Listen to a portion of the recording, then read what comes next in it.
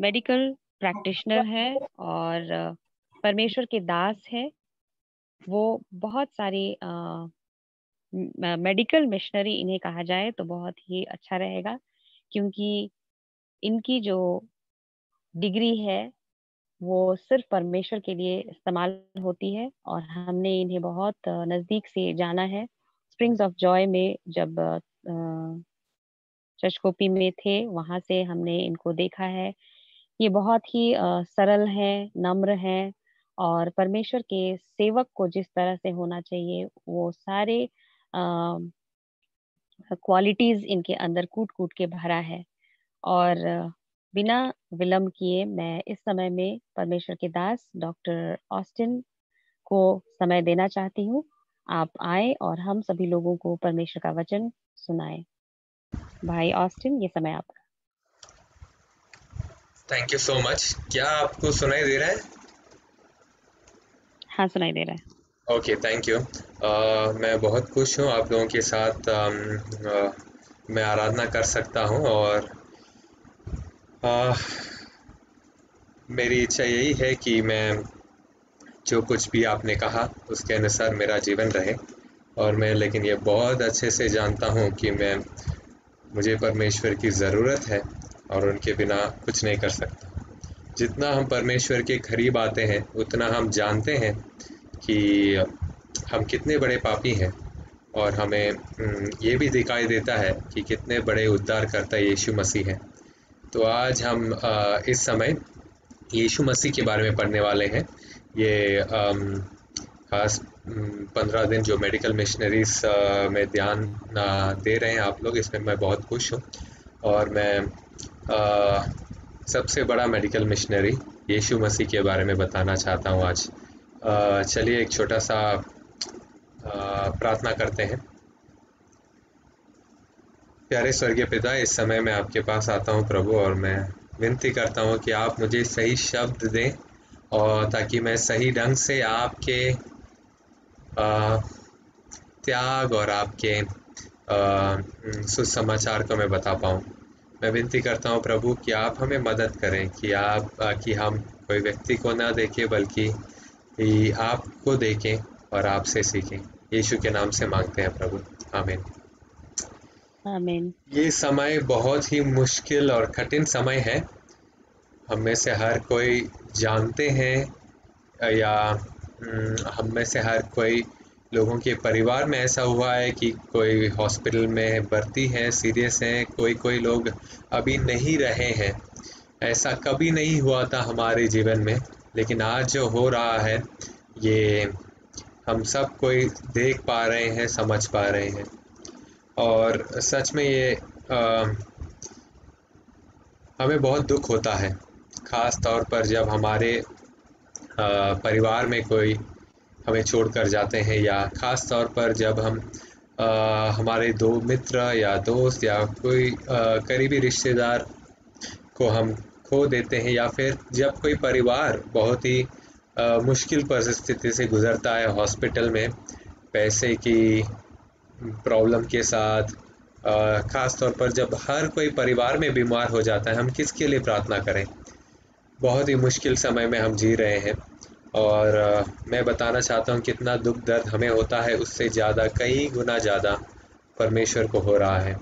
और हमारी प्रार्थना इसलिए ऐसा नहीं है कि हम अपने प्रार्थना से परमेश्वर को मजबूर करते हैं कि वो किसी को चंगाई दें, बल्कि ऐसा है कि परमेश्वर चाहते हैं कि हम प्रार्थना करें दूसरों के लिए, ताकि वो हमसे मिलकर हमारे द्वारा कुछ कर सकें। और एक अच्छा परमेश्वर हमारे द्वारा कुछ करना चाहते हैं इस दुनिया में। और इसीलिए वो उन्होंने हमें बहुत सारे कहानियाँ बाइबल में दिया है। वैसा एक बहुत ही अच्छा कहानी है अच्छा समारी, द गुड समैरिटन। अच्छा समारी का कहानी हम हर कोई जानते हैं। वो यीशु मसीह ने बताया था ताकि हम जाने कि ये जो सुसमाचार हमें मिला है, ये जो सत्य हमें मिला है, ये सिर्फ हमारे दिमाग से समझने वाला सत्य नहीं है, ये हमें बदलने वाला सत्य होना चाहिए। और ये ऐसा सत्य होना चाहिए जो हमें कुछ करने के लिए मजबूर करता है। और आज हम सीखेंगे कि किस प्रकार यीशु मसीह वो ही सबसे बड़े उदाहरण है इसके लिए। और यीशु ने सिर्फ हमें कहा नहीं है, उन्होंने करके दिखाया है कि किस प्रकार हम दूसरों की मदद भी करें। और इसलिए हम बाइबल में अच्छा सवारी का कहानी को पढ़ेंगे। और जब हम इसको पढ़ेंगे, हम इसी कहानी के द्वारा यीशु के मसीह के बारे में कुछ सीखने की कोशिश करेंगे। लूका का पुस्तक 10 अध्याय, अगर कोई बाइबल वचन पढ़ सकते हैं तो मेरे लिए थोड़ा आसान रहेगा। लूका का पुस्तक 10 अध्याय हम 30 से पढ़ेंगे, 30 पदस्थल से पढ़ेंगे।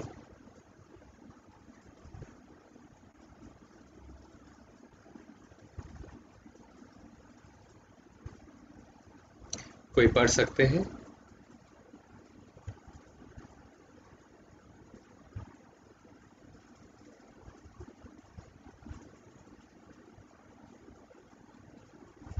ओके। सर लूका का कितना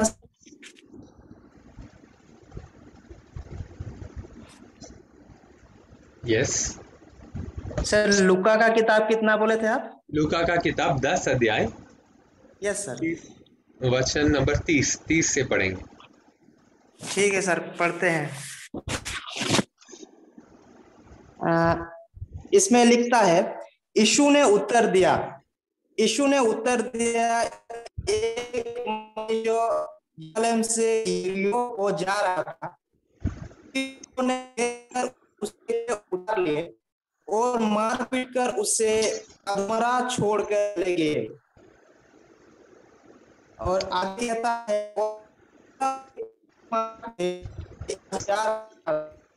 तू उसे कतरा। इस रीति से लेवी उस जगह पर आया,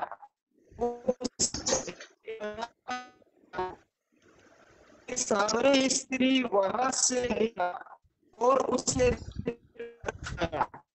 ओके, यहाँ पर पास आकर उसके घावों पर। Okay, thank you. यहाँ पर हम देखते हैं कि एक आदमी यरूशलेम से यरीको जा रहा था और वहाँ पर कुछ डाकुओं ने उसको मारा, उससे कुछ चीज चोरी कर लिया और उसको अधमरा, मतलब वो मरने वाला था, ऐसे परिस्थिति में छोड़कर चले गए। यहाँ पर हम देखते हैं कि एक व्यक्ति को किसी ने ऐसे परिस्थिति में डाल दिया जहाँ पर वो उसको मदद की ज़रूरत थी। वो मरा हुआ नहीं था, बाइबल में लिखा है कि वो अधमरा पड़ा था, लेफ्ट हिम हाफ डेड। अब वो ऐसी परिस्थिति में खुद अपनी मदद नहीं कर सकता था और वहाँ पर 3 लोग गुजरे। सबसे पहला एक याजक वहाँ से गुजरते हैं।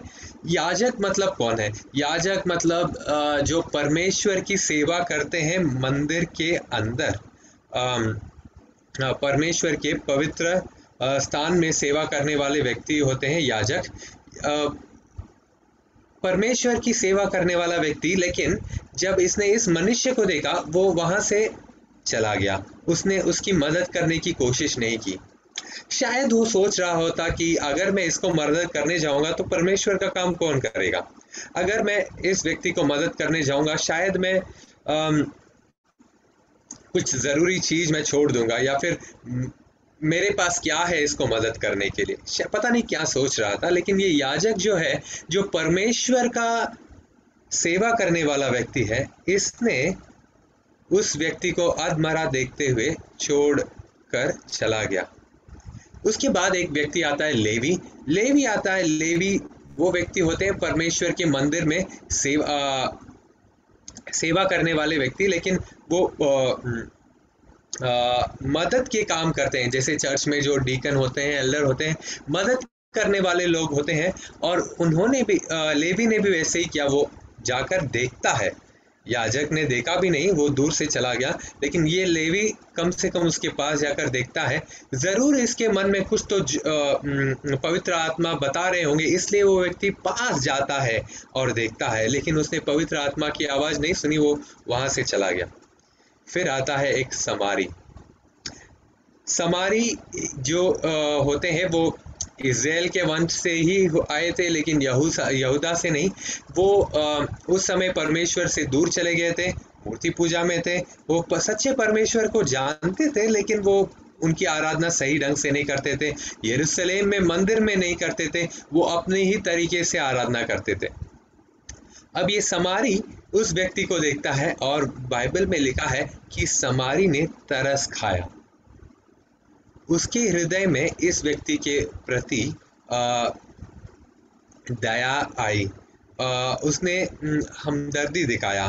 वो एक समारी था, परमेश्वर का सेवक नहीं था, लेकिन फिर भी उसने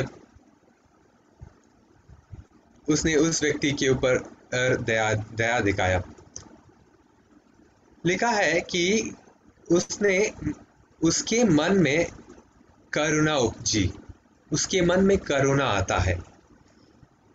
और ये करुणा आना बहुत अच्छा है, ज़रूरी है, लेकिन उसने वहीं पर नहीं छोड़ा। अगले वचन में हम पढ़ते हैं कि उसने उसकी सेवा की। कोई अगला वचन पढ़ सकते हैं? बस लूका का पुस्तक 10 अध्याय और 34वां वचन 34।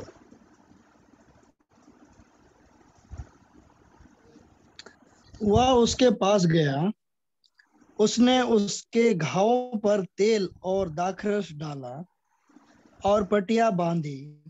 तब उसको अपनी सवारी पर चढ़ाकर सराय में ले गया। फिर वहां उसकी सेवा की।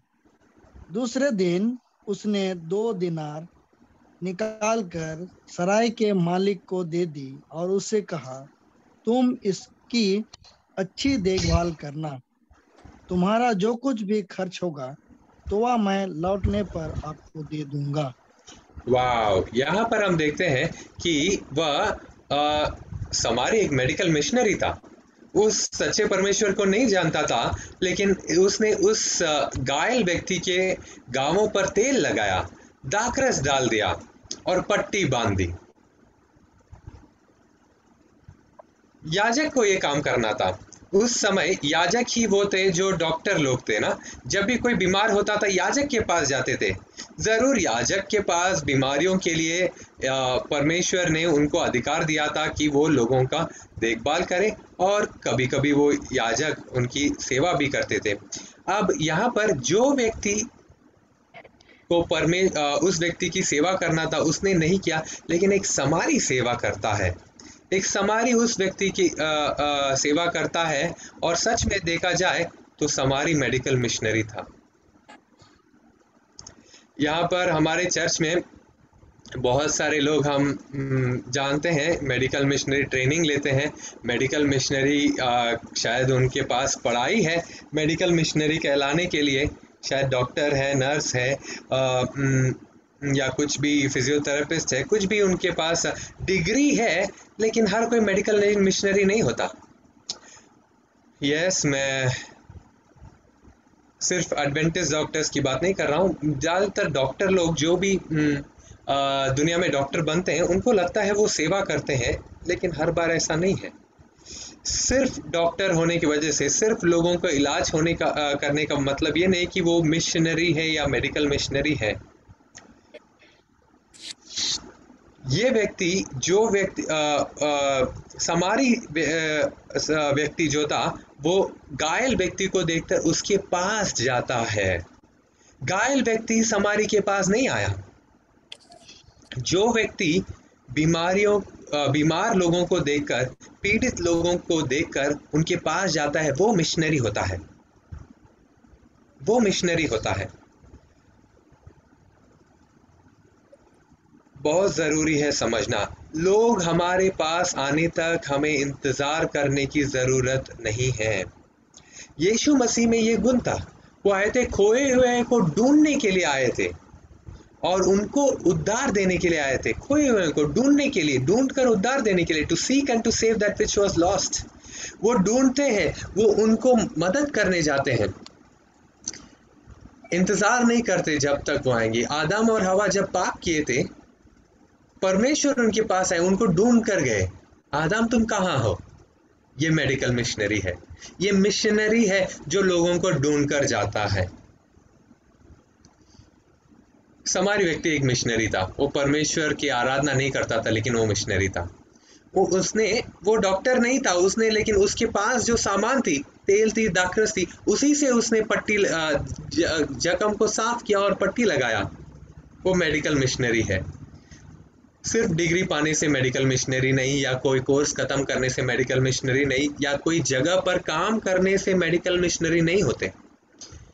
मेडिकल मिशनरी वो होते हैं जो लोगों को ढूंढ कर जाते हैं और उनके पास जो कुछ भी है उससे उनकी सेवा करते हैं, और देखते हैं कि वो काफ़ी नहीं है, उस व्यक्ति की सेवा के लिए दूसरों के पास भी उनको ले जाते हैं। समारी ने उस व्यक्ति को अपने ही गधे के ऊपर ले गया, डाला और उसको ऐसे जगह पर ले गया जहाँ पर उसकी और सेवा हो सकती है। इसको हॉस्पिटल कहा जा सकता है।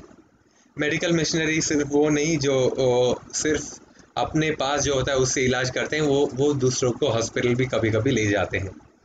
हॉस्पिटल ले गया और वहाँ पर उस व्यक्ति को बताते हैं कि पैसे देते हैं।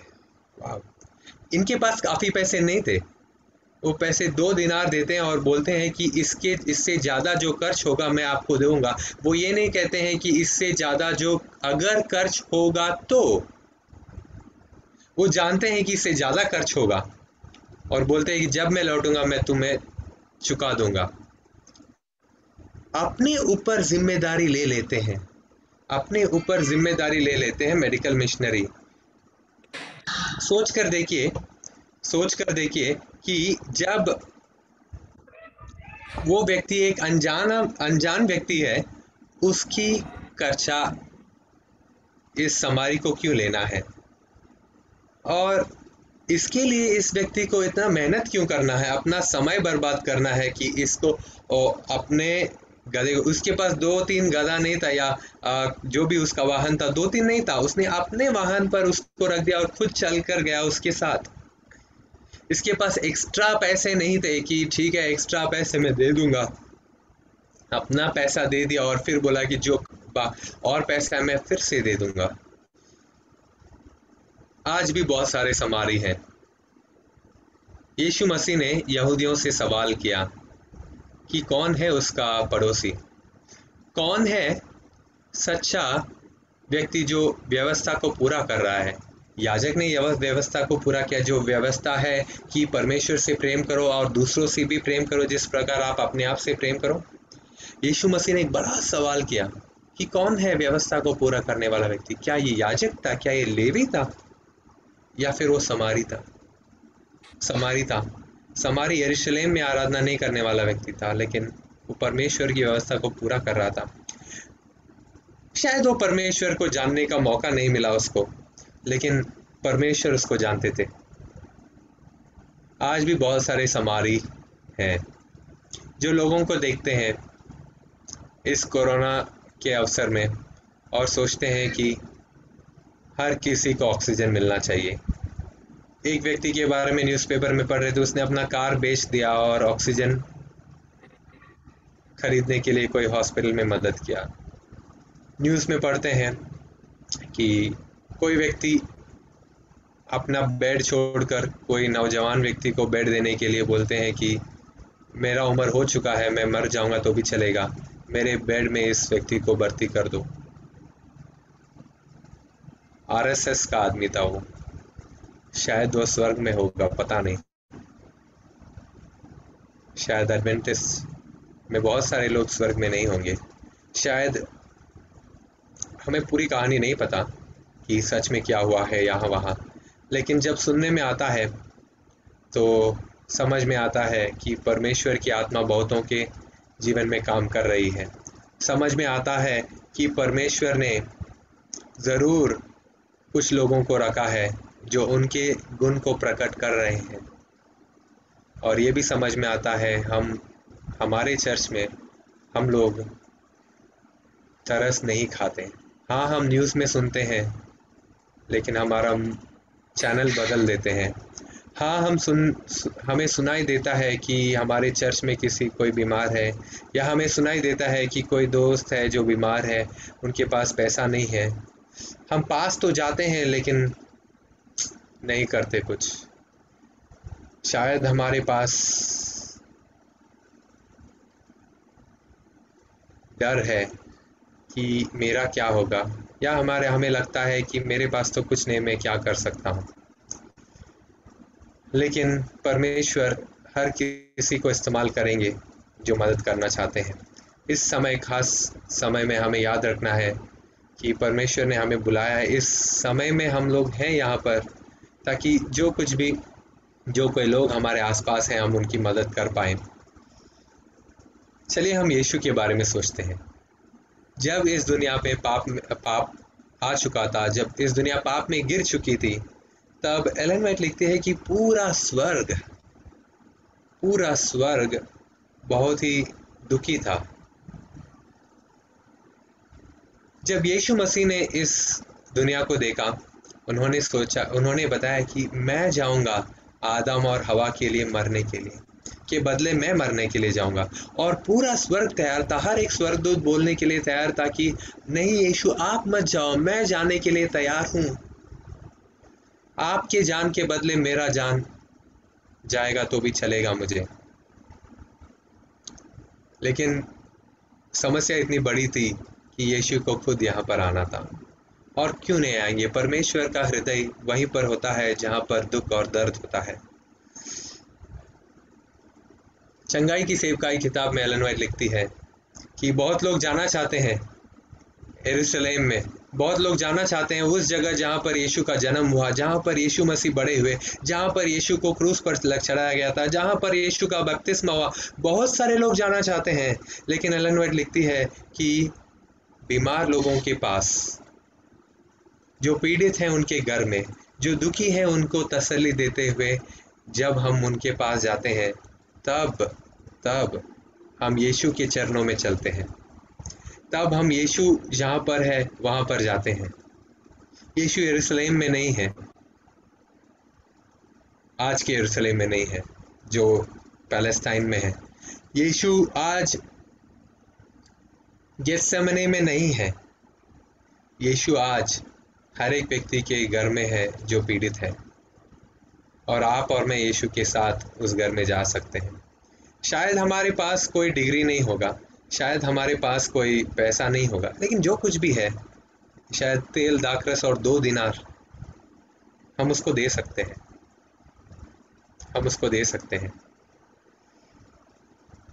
यीशु मसीह जब इस दुनिया में आए, उन्होंने एक सेवक का रूप मोल लिया। हम पढ़ते हैं इसको फिलिपियों का पुस्तक 2 अध्याय में। फिलिपियों का पुस्तक, फिलिपियंस चैप्टर 2, फिलिपियंस चैप्टर 2, फिलिपियों का पुस्तक 2 अध्याय 5वां वचन।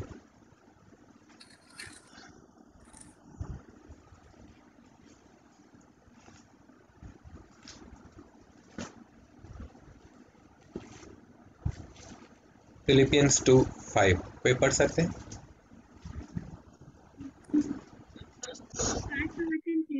जैसा मसीह यीशु का स्वभाव था, वैसा ही तुम्हारा भी स्वभाव हो। ओके, अगला वचन भी पढ़ सकते हैं। जिसने परमेश्वर के स्वरूप में होकर भी परमेश्वर के तुल्य होने को अपने वश में रखने की वस्तु न समझा।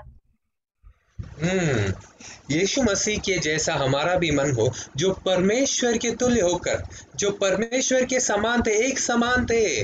उन्होंने उसको पकड़ के रखने का चीज नहीं समझा। जैसे कोई पॉलिटिक्स में सीट पकड़ के रखता है, मुझे सीट चाहिए, कोई नहीं चाहता है कि मैं सीएम नहीं रहूं, कोई नहीं चाहता है कि मैं चर्च का एल्डर नहीं रहूं, कोई नहीं चाहता है कि मैं पास्टर नहीं रहूं, कोई नहीं चाहता है कि मैं अपना पदवी छोड़ कर जाऊं नीचे। लेकिन यीशु मसीह ने अपना पदवी को पकड़ के रखने वाला चीज नहीं समझा। कि मैं परमेश्वर के समान हूँ, एक तुल्य हूँ, इसको मैं कभी नहीं छोड़ना चाहता हूँ, लेकिन वो उसको छोड़ने के लिए तैयार हो गए। एक छोड़कर क्या वो बने, वो एक मनुष्य के रूप में आए, मनुष्य का रूप धारण किए। मनुष्य एक साधारण जीव है, परमेश्वर की तुलना में मनुष्य वो एक साधारण जीव है। इससे ज्यादा कहीं वो झुक नहीं सकते थे, एक साधारण मनुष्य से ज्यादा झुक नहीं सकते थे। उन्होंने अपना सारा ताकत छोड़ दिया और एक साधारण बच्चे की तरह इस दुनिया में जन्मे। उन्होंने अपना सारा ज्ञान ताकत साइड में रख दिया और एक साधारण बच्चे की तरह जन्मे, और वो भी ऐसे महल में नहीं जन्मे और बहुत ही बड़े धनी परिवार जिसके पास सब कुछ ऐसे घर में नहीं जन्मे, क्योंकि वो महसूस करना चाहते थे, अनुभव करना चाहते थे कि पाप का कितना बड़ा असर होता है मनुष्यों के ऊपर। क्यों महसूस करेंगे, क्यों नहीं महसूस करेंगे जब हमें वो अपना बच्चे समझते हैं? क्यों नहीं महसूस करेंगे गरीबी क्या है? क्यों नहीं महसूस करेंगे कि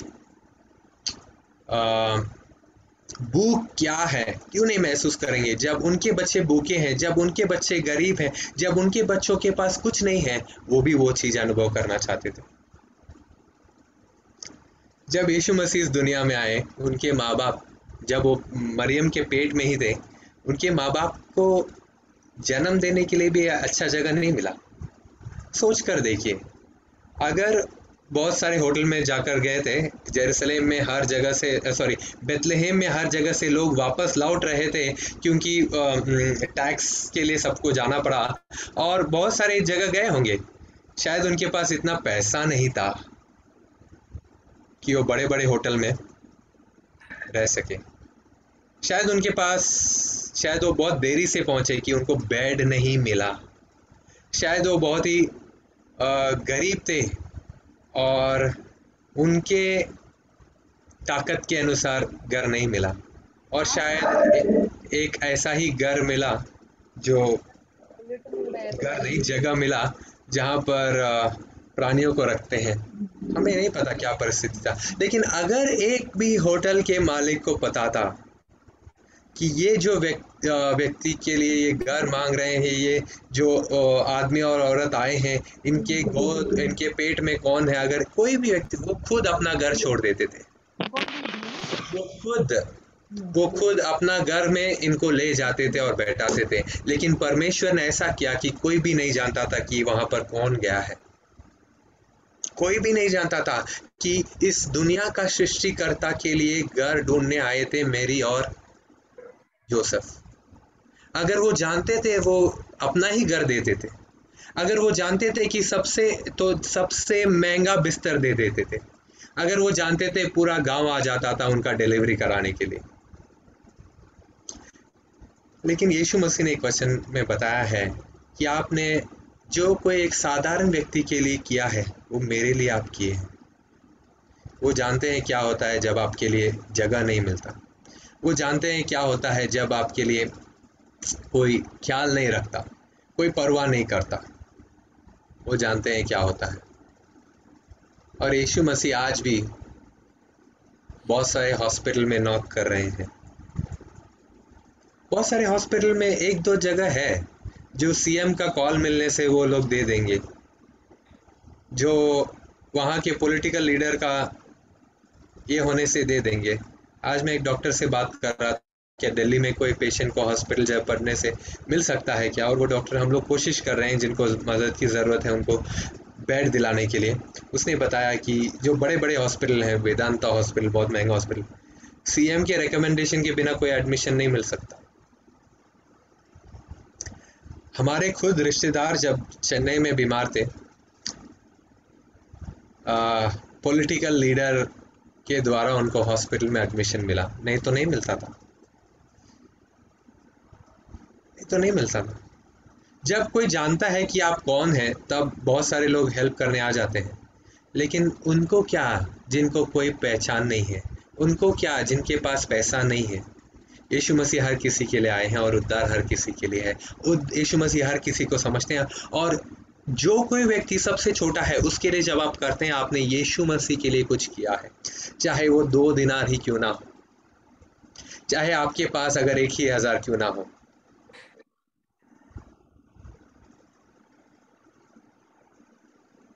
यीशु मसीह इस दुनिया में आए और उन्होंने 30 साल क्या किया बाइबल में नहीं लिखा है। 30 साल क्या किया बाइबल में नहीं लिखा है, क्योंकि वो एक साधारण व्यक्ति की तरह जी रहे थे, लोगों को अनजाने रूप में सेवा कर रहे थे।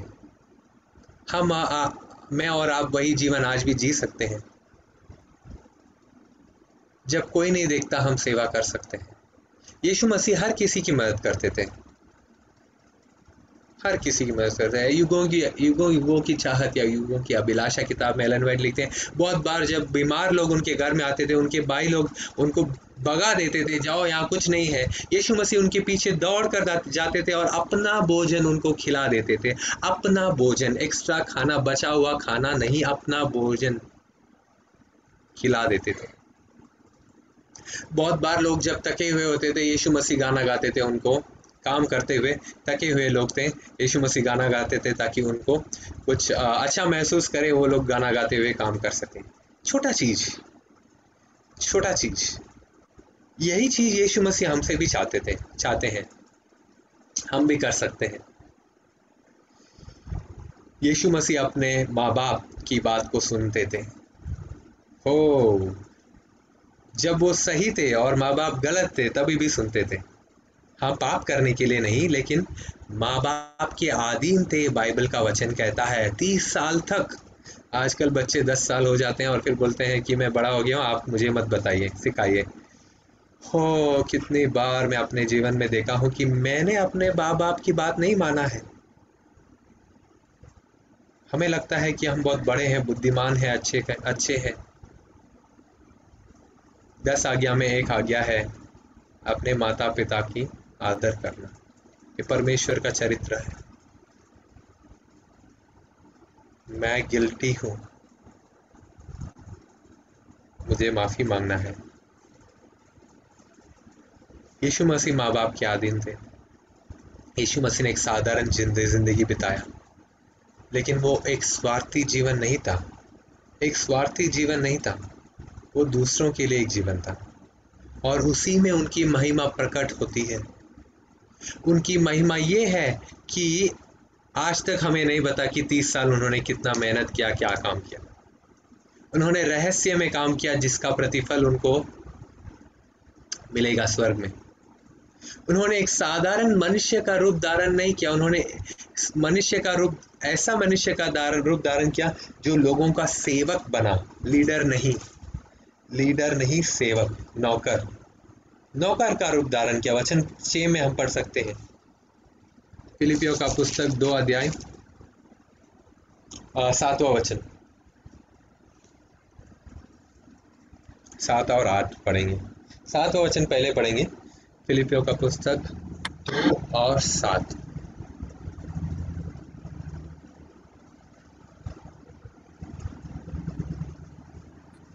यहाँ लिखा है, तब परमेश्वर की शांति जो समझ से बिल्कुल परे है, तुम्हारे हृदय और तुम्हारे विचारों को मसीह यीशु में सुरक्षित रखेगी। फिलिपियों का पुस्तक 2:7। फिलिपियों का पुस्तक 2:7। हाँ, यहाँ पर लिखा है, वरन अपने आप को ऐसा शून्य कर दो कि दास का स्वरूप धारण कर किया और मनुष्य की समानता में हो गया। देखो, यीशु मसीह ने अपने आप को शून्य कर दिया, कुछ भी नहीं। शून्य मतलब जीरो, कुछ भी नहीं कर दिया। परमेश्वर के समान थे, शून्य कर दिया। मैंने क्या किया है? मैंने कुछ नहीं किया है।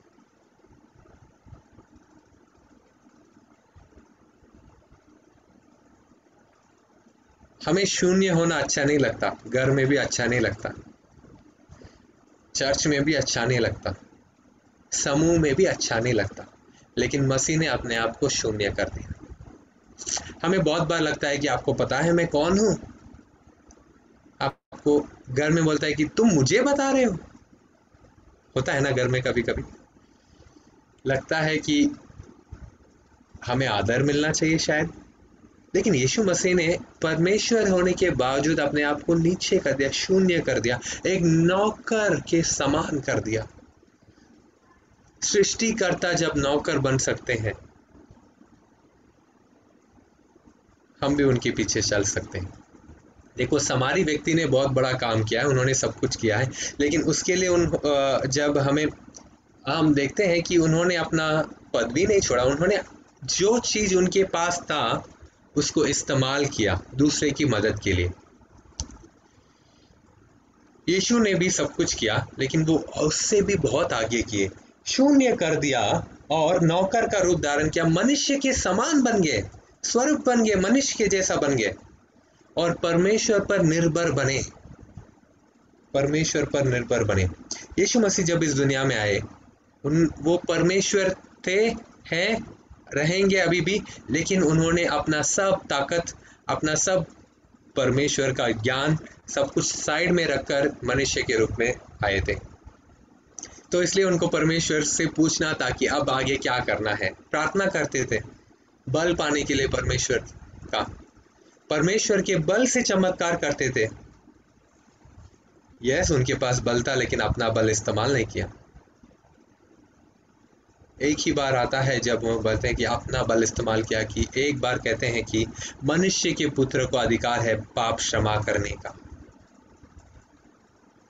पाप क्षमा कर सकते थे, मनुष्य, परमेश्वर थे जब इस दुनिया में भी थे, लेकिन फिर भी एक मनुष्य की तरह, मनुष्य के जैसा चल रहे थे, फिर रहे थे।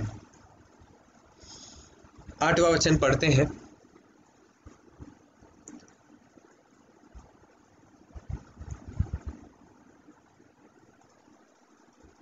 यहाँ लिखा है, उसने मनुष्य के रूप में प्रकट होकर अपने आप को दीन किया, वह यहाँ तक आज्ञाकारी रहा कि मृत्यु, हाँ, क्रूस की मृत्यु भी सह ली।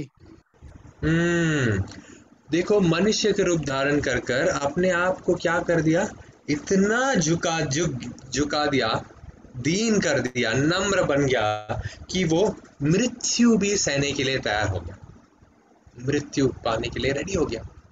उसने बताया कि ठीक है, मैं मरने के लिए तैयार हूँ। किसके लिए? ऐसे मनुष्यों के लिए जिन्होंने उनकी निंदा की, उनको कोसा, उनके खुद चेले लोग उनको कोस रहे थे, उनसे बचने के लिए, अपने आप को बचाने के लिए भाग गए थे। वही लोगों को, मेरे जैसे, आप जैसे गद्दार लोगों को बचाने के लिए मृत्यु भी सहन कर ली।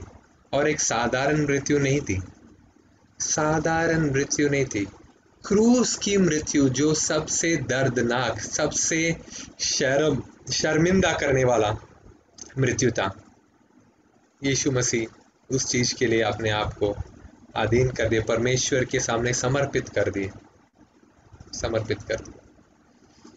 उनका मन नहीं कर रहा था क्रूस में जाएं, लेकिन उन्होंने अपनी इच्छा के अनुसार नहीं किया, परमेश्वर की इच्छा के अनुसार किया। हाँ, कष्ट उठाना, अपने आप को दीन बनाना, शून्य बनाना किसी को अच्छा नहीं लगता, मुझे भी नहीं लगता, लेकिन हमें अपनी इच्छाओं के अनुसार नहीं, परमेश्वर की इच्छा को पूरा करना है। यीशु मसीह ने हमारा लिए एक अच्छा उदाहरण दिया है, एक अच्छा मेडिकल मिशनरी का उदाहरण दिया है, ताकि उन्हें देखकर हमारे मन में भी तरस आए, उन्हें देखकर हमारे मन में भी त्याग करने का मन आए, और उन्हें देखकर हमारे मन में भी अपने आप को नीचे करने के लिए हम लोग तैयार हो जाएं।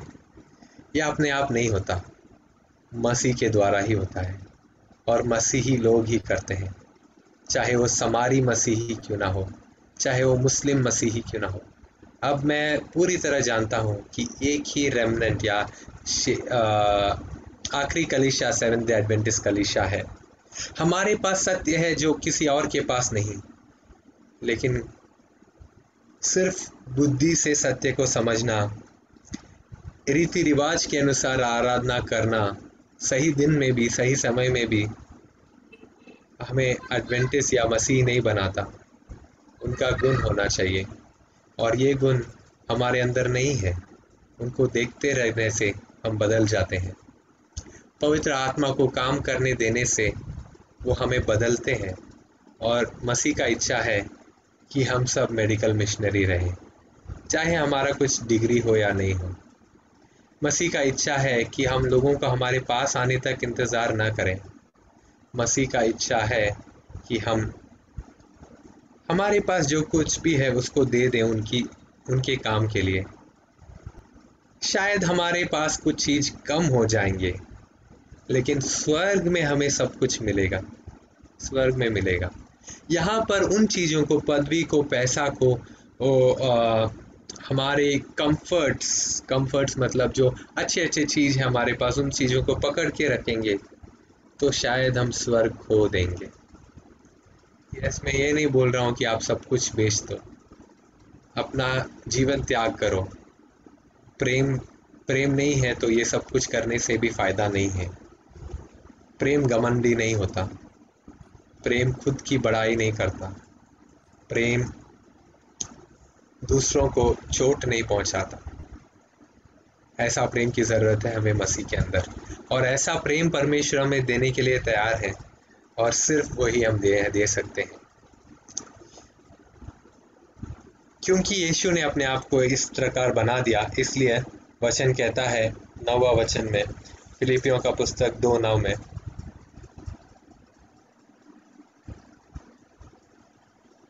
फिलिपियों का पुस्तक 2:9 और 10 पढ़ सकते हैं।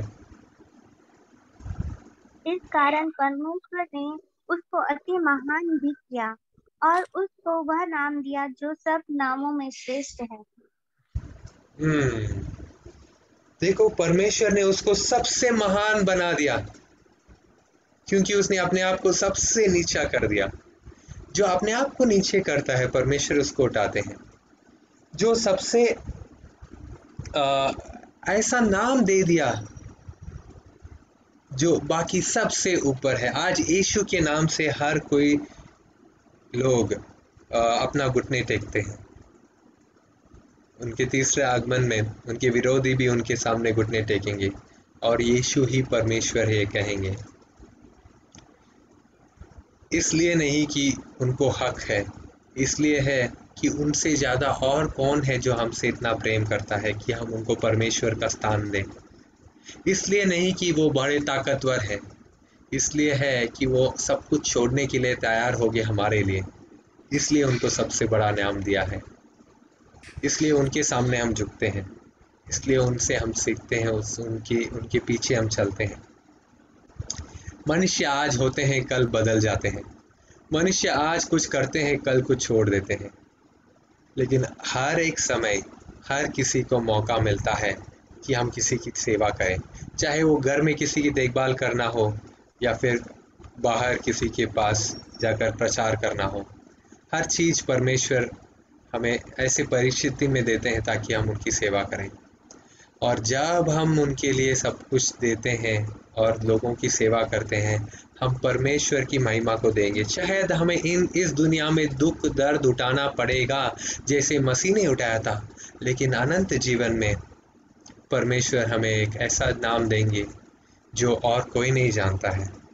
व्यवस्था विवरण में उन्होंने प्रतिज्ञा किया है कि मैं तुम्हारे लिए एक नया नाम दूंगा, एक नया गुण दूंगा। जब हम प्रार्थना कर रहे थे तब मैं देख पा रहा था कि हम सब चाहते हैं कि हम बदलें, हम सब चाहते हैं कुछ करने के लिए, और इसीलिए परमेश्वर चाहते हैं कि हम इस समय जब पूरा देश, पूरा दुनिया, हमारे रिश्तेदार, हमारे चर्च के लोग पीड़ित हैं, हम कुछ तो करें जो हमारे पास है उसी चीज़ों से। और जब हम करने जाएंगे परमेश्वर ज़रूर आशीष देंगे। मेडिकल मिशनरी समारिता, इसका मतलब ये नहीं है कि यरूशलेम के याजक और यरूशलेम के लेवी मेडिकल मिशनरी नहीं बन सकते हैं। पहला मौका याजक को मिला, पहला मौका याजक को मिला, उसने गवा दिया। फिर लेवी को मिला, उसने देखकर छोड़ दिया। फिर एक समारी को मिलता है। हमारे पास सत्य है, ये सत्य हमें अभी मिला है ताकि हम कुछ करें। अगर हम इसके साथ कुछ नहीं करेंगे तो परमेश्वर किसी और को दे देंगे मौका, और हमारा मौका शायद हमें फिर नहीं मिलेगा। आज ज़िंदगी किसी के हाथ में नहीं है, नौजवान हो या बुजुर्ग, किसी के हाथ में जीवन नहीं है। आज हमें मौका मिला है जीने के लिए। चलिए हम परमेश्वर की इच्छा को ढूंढें, उनकी इच्छा को पूरा करते हैं ताकि हम परमेश्वर की सेवा करें। मैं जानता हूँ आज के समय में बहुत सारे एडवेंटिस्ट लोग हैं जो लोगों की मदद करना चाहते हैं, नॉन एडवेंटिस्ट लोग हैं उनकी मदद करना चाहते हैं। मैं खुद किसी की मदद करना चाहता था, लेकिन पता नहीं कैसे, कोरोना में क्या कर सकते हैं। लेकिन परमेश्वर ने एक मौका बनाया। सिस्टर पिंकी ब्रदर जॉनथन जानते हैं, अभी हम एडवेंटिस्ट लोग भी कुछ करना चाहते हैं। कुछ वॉलंटियर फॉर्म हमने बनाया है ताकि हम लोग दूसरों की मदद कर पाएँ। हर प्रकार के लोगों की ज़रूरत है, आप भी शामिल हो सकते हैं प्रैक्टिकली मदद करने के लिए। आप प्रार्थना कर रहे हैं, इसके लिए आगे भी करेंगे बहुत सारे बीमार लोगों के लिए। ये आपका मदद है किसी दूसरे के लिए। पहला मौका मिलता है एडवेंटिस्ट लोगों को कि वो सेवा करने के लिए वॉलंटियर बन सके हैं, लेकिन बाद में ये मौका चले जाएगा, किसी और को भी मिलेगा। लेकिन परमेश्वर आज देखना चाहते हैं कि सच में किसके पास उनका सत्य है, क्योंकि मसीह ही है जो मार्ग, सत्य और जीवन है। और सत्य सिर्फ 28 सिद्धांत को समझने में नहीं है, सत्य वो है जो हमारे जीवन में हम जीते हैं। ब्रदर जॉनथन ने वो वॉलंटियर फॉर्म को डाला है ये करने के लिए। इसमें प्रेयर सपोर्ट भी एक चीज़ है, आप प्रार्थना करना चाहते हैं तो उसमें भी आप टिक कर सकते हैं। और 24/7 प्रेयर मिनिस्ट्री भी इस सेवा की काम को आगे बढ़ाने में एक बहुत बड़ा काम कर रहा है, करेगा। और हम सब मिलकर इस समय जब दुनिया पीड़ित है, तब हम लोगों को सिर्फ ये नहीं बताना चाहते हैं कि आपके लिए ऑक्सीजन मिल जाएगा, आप ठीक हो जाएंगे। हम अनंत जीवन के बारे में बताना चाहते हैं, क्योंकि जब हम प्रार्थना कर रहे हैं लोगों को समाचार सुनने के लिए, शायद ये भी एक अच्छा मौका है जब लोग परमेश्वर को ढूंढेंगे। अगर कोरोना नहीं होता तो सब कोई अपने जीवन में व्यस्त होते, लेकिन कोरोना है इसलिए लोग शायद परमेश्वर को एक मौका दे सकते हैं। परमेश्वर ने कोरोना को नहीं लाया है, लेकिन परमेश्वर इस परिस्थिति में चाहते हैं कि हम लोगों को सुसमाचार बताएं और उनकी सेवा भी करें। सेवा करने से उनका हृदय खुल जाता है सुसमाचार को सुनने के लिए। परमेश्वर ने उन डाकुओं को नहीं भेजा था उस आदमी को मारने के लिए, चोरी करने के लिए, लेकिन जब वो आदमी अध मरा था, परमेश्वर ने ही उस लेवी को भेजा, परमेश्वर ने ही उस याजक को भेजा, परमेश्वर ने ही उस समारी को भेजा। परमेश्वर ने कोरोना नहीं भेजा है, पता नहीं कैसे आया, अपने आप आया कि लोगों ने कराया, पता नहीं जो कुछ भी है। लेकिन परमेश्वर देख रहे हैं कि कौन अधमरा लोगों की सेवा करेंगे, कौन लोगों को चेतावनी देंगे कि आगे डाकू है मत जाओ, और कौन अनंत जीवन के बारे में बताएगा। क्योंकि ये जीवन आज कोरोना से पीड़ित है, लेकिन कल कुछ और हो सकता है। जिंदगी मनुष्य के हाथ में नहीं है, ये दिखा रहा है कोरोना। आज मनुष्य घमंडी हो चुके थे, उनको लगा सब कुछ ऐसे ही चलेगा जैसे चल रहा था, सब अपने ही काम में व्यस्त है, लेकिन सब कुछ बंद हो रहा है ताकि लोग देख पाएं कि इस दुनिया को चलाने के लिए मनुष्य का ताकत काफ़ी नहीं है। उनके जीवन को सुरक्षित रखने के लिए उनका बुद्धि, पढ़ाई, पैसा काफ़ी नहीं है। उनको ज़रूरत है परमेश्वर की। और हमारी सेवा, एडवेंटिस्ट लोगों की सेवा सिर्फ ये नहीं होना चाहिए कि लोगों को खाना खिलाएं, लोगों को बेड दिलाएं, लोगों को दवाई दें। परमेश्वर ने एडवेंटिस्ट लोगों को भेजा है ताकि हम लोगों को अनंत जीवन के बारे में बताएं, उनके लिए प्रार्थना करें, सिर्फ शारीरिक चंगाई के लिए नहीं, आत्मिक चंगाई के लिए, ताकि अगर कोई आईसीयू में जाकर भी आए, अगर पापी ही निकला बाहर आईसीयू से, क्या फ़ायदा है? क्या फ़ायदा है? अगर वो मर भी जाए, जैसे आज सिस्टर पिंकी बता रही थी, मसीह में मरने से कितना खुशी है, कितने लोगों को उत्साह दे रहे हैं। आज वो कह सकती है कि उनके पापा की वजह से वो आज प्रार्थना कर सकती है। कितने लोगों को उत्साह देता है। हमारा जीवन ऐसा होना चाहिए कि मरे तो भी हम मसीह में मरे। शायद किसी को मदद करने के लिए हमारा बेड भी छोड़ दें तो भी वो अनंत जीवन मिलेगा। शायद किसी को बचाने के लिए हमारा पूरा पैसा दे दें तो भी हम नीचे नहीं होंगे। शायद दुनिया में नीचे हो जाएंगे लेकिन स्वर्ग की नज़र में बड़े होंगे। ये समय है कि हम चुने कि क्या करें। क्या हम याजक की तरह देखते हुए भी अनदेखा चले जाएं, या लेवी की तरह पास आकर देखेंगे लेकिन कुछ नहीं करेंगे, या समारी की तरह जो कुछ भी उसके पास था उससे मदद करें और फिर आगे भी क्या ज़रूरत है उसको पूरा करने के लिए खुद कोशिश करें। पता नहीं उस समारी ने क्या किया होगा। शायद वो अपने घर में जाकर बताया होगा, दोस्तों को बताया होगा कि ऐसा कोई अधमरा व्यक्ति था और उसने उसको मदद किया, और कोई दूसरे मदद करना चाहते हैं तो वो भी मदद कर सकें। पता नहीं कैसे उसने पैसा जमा किया होगा उस व्यक्ति को बचाने के लिए, लेकिन उसने कुछ तो किया और ज़रूर वो वापस लौटकर उस कीमत को चुकाया होगा। एक समारी व्यक्ति, आप और मैं, हमारे पास जो है उससे कुछ कर सकते हैं। और शायद यही तय करेगा कि परमेश्वर हमसे खुश हैं या नहीं है। और जैसे मैंने बताया, प्रार्थना बहुत ज़रूरी है, दवाई से ज़्यादा, हॉस्पिटल बेड से ज़्यादा, ऑक्सीजन से ज़्यादा। और प्रार्थना में ताकत होता है कि लोगों को बेड में दिलवाने के लिए, ऑक्सीजन दिलवाने के लिए, दवाई दिलवाने के लिए, चंगाई दिलवाने के लिए। लेकिन प्रार्थना जैसे आप लोग हर दिन कर रहे हैं, साल से ज़्यादा कर रहे हैं, कि हर कोई परमेश्वर के मार्ग को जाने और उसमें करें। शायद ऐसा परिस्थिति भी प्रार्थना का ही उत्तर है कि लोग परमेश्वर की ओर मुड़ कर देखें। और ऐसे समय में हमें परमेश्वर का सत्य को ले जाना है और लोगों तक पहुंचाना है। चलिए प्रार्थना करते हैं। प्यारे स्वर्गीय पिता, अच्छा समारी आप ही हैं, जिन्होंने अपने इस दुनिया के लिए अपना पुत्र दे दिया। एक पापी मनुष्य के लिए आपने अपना पुत्र दे दिया प्रभु। सब कुछ जो आपके पास है सब कुछ आपने दे दिया। आप ही हैं अच्छा समारी। हमें भी मदद करो कि हम आपके जैसा बने, और सिर्फ बड़े बड़े त्याग में नहीं प्रभु, घर में छोटे छोटे चीज़ में भी हम प्रेम दिखा पाए, हमारी विनती है।